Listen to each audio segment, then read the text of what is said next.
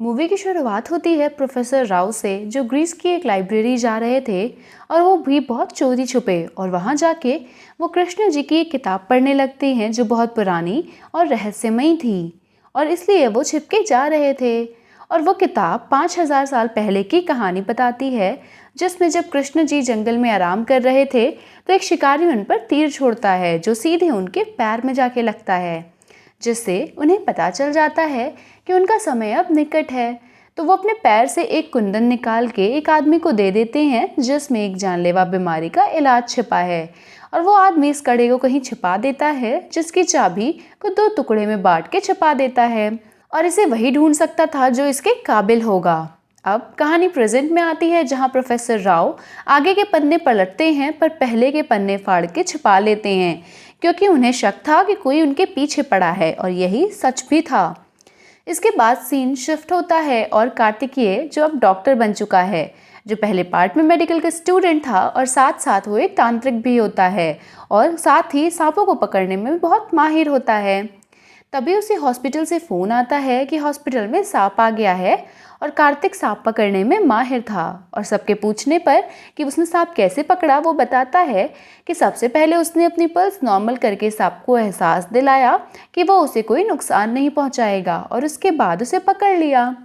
इसके बाद हमें डॉक्टर शांतनु दिखाए जाते हैं, उन्हें डॉक्टर कहें या प्रोफेसर, जिन्हें उस कड़े के बारे में पता था और वो उसे हासिल करके पूरी दुनिया में फेमस होना चाहते थे, क्योंकि उस कड़े से कोई भी महामारी और बीमारी ठीक की जा सकती थी। तभी एक मेयर हॉस्पिटल में हवन कर रहा था, जिसे देख के कार्तिकेय उसे थप्पड़ मारता है, जिसकी वजह से कार्तिकेय को सस्पेंड कर दिया जाता है। कार्तिकेय की माँ को लगता है कि उनके साथ कुछ भी सही नहीं हो रहा है, इसलिए वो कार्तिकेय को लेके द्वारिका जाती हैं, जहाँ नदी में डुबकी लेते वक्त कार्तिकेय के हाथ में एक मोरपंख आता है, जिसे वो अपने मामा जो उनके साथ आए हुए थे उनको दिखाता है।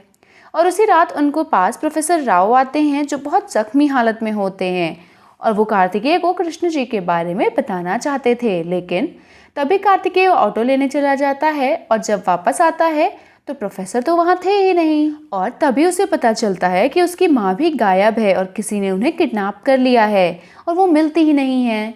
और थोड़ी देर बाद कार्तिकेय को पुलिस ने भी पकड़ लिया था। उसे कुछ समझ ही नहीं आ रहा था कि ये हो क्या रहा है। और तभी वहाँ मुग्धा की एंट्री होती है, जो उसे बचाकर पुलिस स्टेशन से ले जाती है, और वो प्रोफेसर राव की पोती होती है, और प्रोफेसर राव ने ही उसे ये काम करने को कहा था।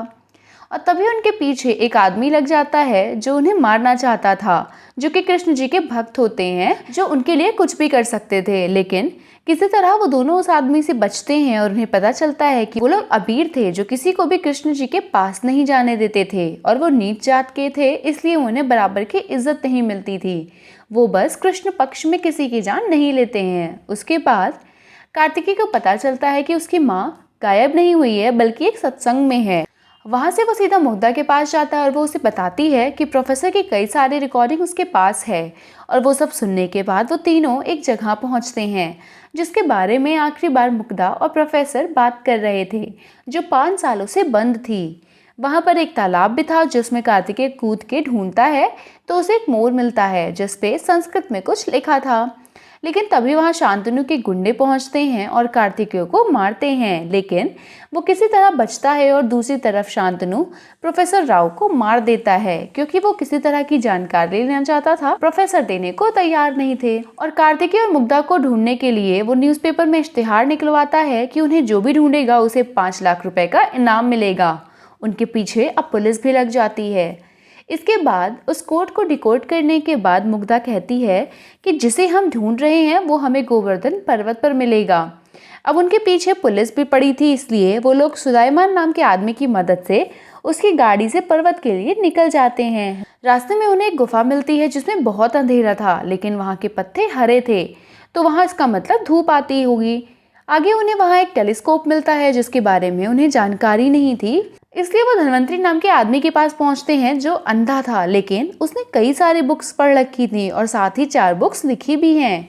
और वो मुग्धा और कार्तिकेय को जानता था, क्योंकि वो प्रोफेसर राव को बहुत अच्छे से जानता था। वो बताता है कि आज की जो टेक्नोलॉजी है वो पहले भी थी, और प्रोफेसर राव उस पर यकीन करते थे, लेकिन कई लोग उसका गलत इस्तेमाल करना चाहते थे, और प्रोफेसर राव उन्हीं लोगों के खिलाफ लड़ रहे थे। और वो कड़ा बहुत बीमारियों से बचा सकता था और तकदीर ने कार्तिकेय को चुना है उसकी रक्षा करने के लिए।